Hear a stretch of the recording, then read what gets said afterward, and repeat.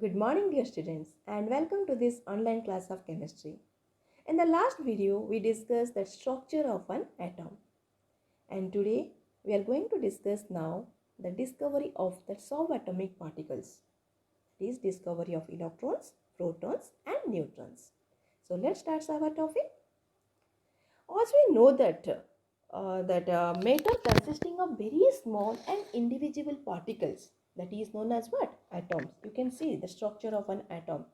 But rather it is very small, it consisting of very subatomic particles and they are known as what? Electron, proton and neutron. So we'll discuss one by one. First we discuss that discovery of electrons. So electrons were discovered by William Crookes in 1878. He was a British scientist who performed an experiment to study the phenomenon of electric discharge through the gases. So let's see the figure.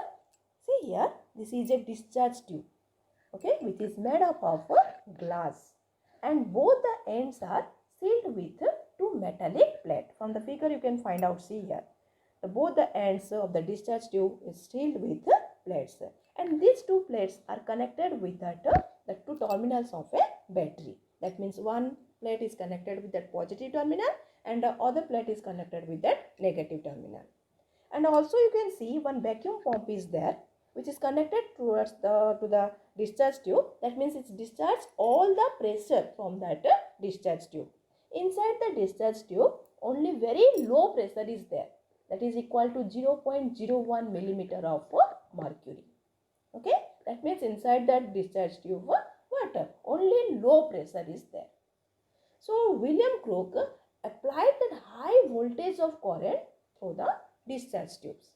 Okay, and when he applied high voltage of current through the discharge tube, he observed that a few bright color of blue color, okay, blue bright color of rays are emitted from that negative terminal of the negative terminal. That means from that negative terminal some rays are emitted, okay, and he named that that was cathode. And the rays which are emitted from that negative terminal, he named that was cathode rays. Clear all of you? The rays which is emitted from the negative terminal, that is known as cathode, and the rays which are emitted from that negative terminal, that is known as cathode rays. So in this way, what happened? The cathode and cathode rays were discovered. After that, one more British scientist, J.J. Thomson, okay, he works on that cathode rays, and he observed that he studied that characteristics, that constituents of that cathode rays, and he concluded that that the cathode rays consisting of negatively charged particles in atoms of all the elements, and now it is known as what? Electrons. Okay, that means J.J. Thomson, he works on that cathode rays and found that cathode rays consisting of negatively charged particles. So let's see the discovery of electrons. So J.J. Thomson applied an electric field in the path of the cathode rays. See, from the figure you can find out, he applied an electric field on the path of that cathode rays, and he observed that what happened? This negative rays, this cathode rays were deflected towards that positive plate of that electric field. Clear all of you? So it shows that what?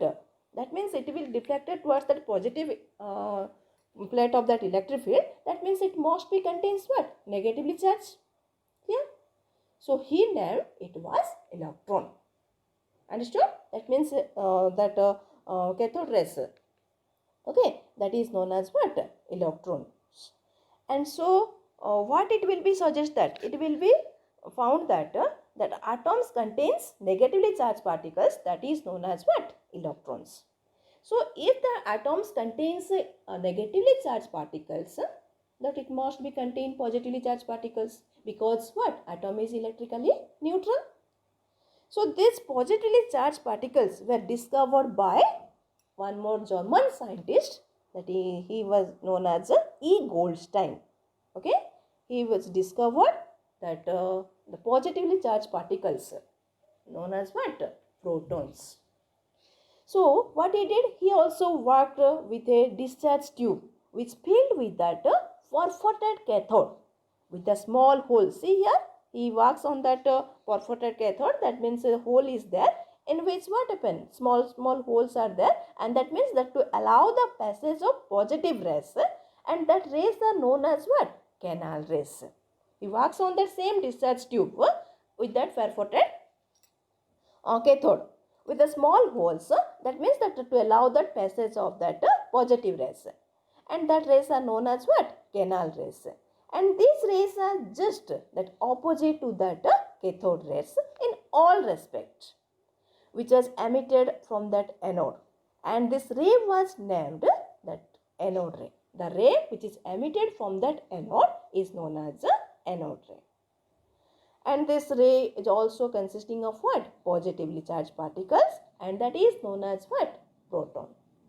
Okay, so in this way protons were also discovered by that the scientist E. Goldstein. Okay. So after discovery of electron and proton, the scientist Lord Rutherford, okay, from that New Zealand, he tried to arrange these electrons and protons in an atoms, and he did an experiment, okay, and he observed that in an atoms, what? In the center of an atom, one positively mass is there, and he named that one is known as what? Nucleus. Yeah. So this experiment is also known as Rutherford scatter of alpha particles. See, that scientist Lord Rutherford, he tried to arrange that electrons and protons in an atoms, and he performed an experiment, and that is known as what? Rutherford's alpha particles. Okay. See here from the figure you can find out what he did. He was Rutherford bombardment the alpha particles, okay, towards that gold foil. Why he selected the gold foil? Because you know that gold foil is malleable in nature. Okay, the thickness is there, so he will be bombardment this alpha particle. From the figure you can find out that alpha particles were scattered towards that gold foil. So what he observed when he scattered that alpha particles towards the gold foil, he found that most of the alpha particles were passed straight through the foil without any deflection from the path.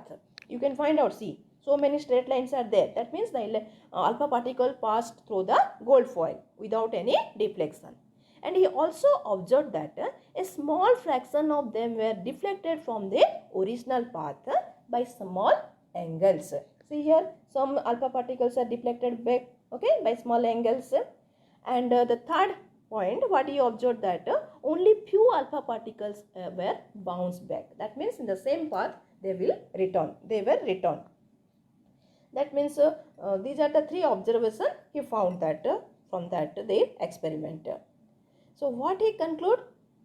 After that he found that most of the space in an atom was empty. For that reason the alpha particles are passes through the straight line towards that gold foil.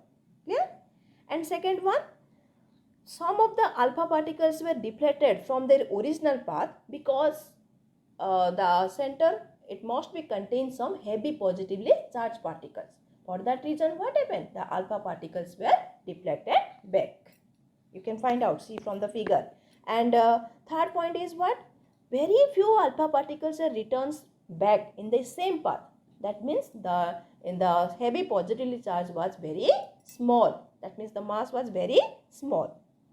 So this experiment is known as Rutherford scattering of alpha particles. And in the center what is there? That is, he named that one is a nucleus, that heavy positively charged. Okay, that is known as what? Nucleus. So in this way nucleus also discovered. So now we discuss the discovery of neutrons. So as we know that atoms contains electrons and protons, and that atomic mass of electrons is very negligible as compared to that protons, atomic mass of protons. So an atom of helium, okay, helium, that means which contains what? 2 protons. That atomic mass equal to how much? 2 into 1, 2 mu. But The atomic mass of helium is what? 4. So there is a confusion. So to avoid this confusion, what happened?